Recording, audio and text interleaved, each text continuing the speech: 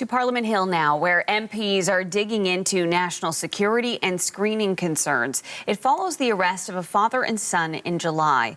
The duo are accused of plotting a terror attack in Toronto. A parliamentary committee wants to know how the pair got into Canada and how the father got citizenship.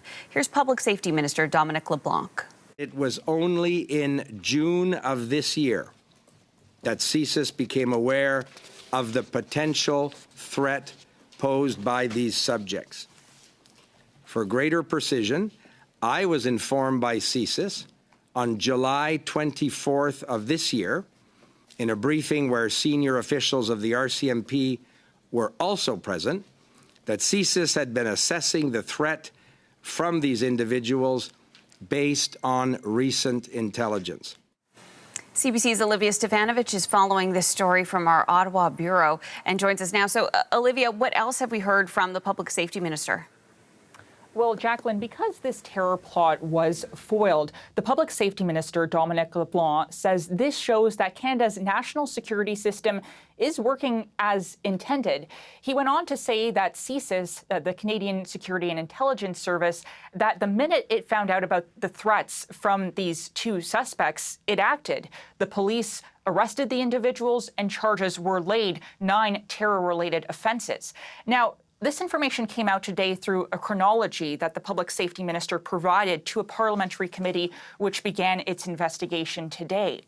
It mostly focuses on the elder Eldidi, the father in this case, because he is a Canadian citizen. His son, Mostafa Eldidi, is not a Canadian citizen, and many questions remain as to how the son entered Canada and was able to remain in Canada.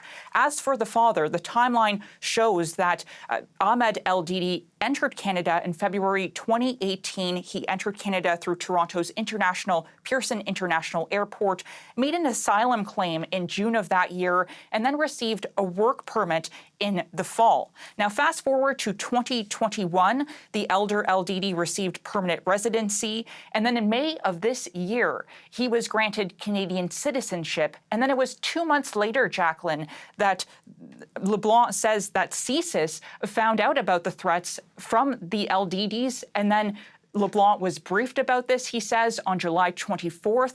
And then 4 days later, that's when the arrests were made and the charges were laid as well. Now, one of those charges, one of the 9 charges, involves aggravated assault. It's alleged that the elder Eldidi dismembered someone on video for the benefit of the Islamic State somewhere outside of Canada back in 2015. And this information has received a lot of questions, generated a lot of questions, even controversy from MPs who want to know why this video and the alleged incident involving the elder Eldidi, why this information wasn't flagged by CSIS, by anyone from the federal government before he entered Canada and while he was here for the past 6 years. Olivia, this committee investigation, it's happening as the court case itself is proceeding. So how does that affect things? Well, it's a big factor, Jacqueline. And in fact, LeBlanc, during his testimony today and afterwards when he spoke to reporters, he referenced this ongoing court case as the reason why he can't divulge any more information than he did today without compromising that court case and the ongoing police investigation. And in fact, these 2 suspects are expected to appear in an Ontario court to make an appearance sometime this afternoon. Now, the MPs who appeared at the committee today, the members of this committee, they asked the minister very tough questions about what the government knew and when, and many of them were left unsatisfied with those answers. Take a listen now to an exchange between a Conservative MP and the Public Safety Minister. What we have here, Minister, is obviously a colossal failure.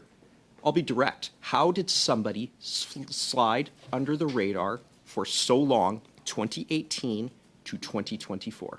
There was, at the time that those decisions were made, no information that would have come to light to trigger what happened earlier this spring in terms of CSIS's investigation. Now, the elder Eldidi, the father, was vetted by immigration, border security, and national security experts before he entered Canada. And LeBlanc discussed this during his testimony as part of this chronology. It shows that biometrics were taken, which are fingerprints, but it's unclear whether any facial recognition was taken of the father and whether that was matched with any images online. That's information that the committee is still waiting for. But the chronology goes on to show that the Immigration Department indicated risk factors involving the father, but we don't have any more details. LeBlanc says that this is actually a key piece of evidence for the criminal case, so it's expected that may come out during the court proceedings, Jacqueline. Okay, Olivia, thanks so much. That's CBC's Olivia Stefanovich in Ottawa.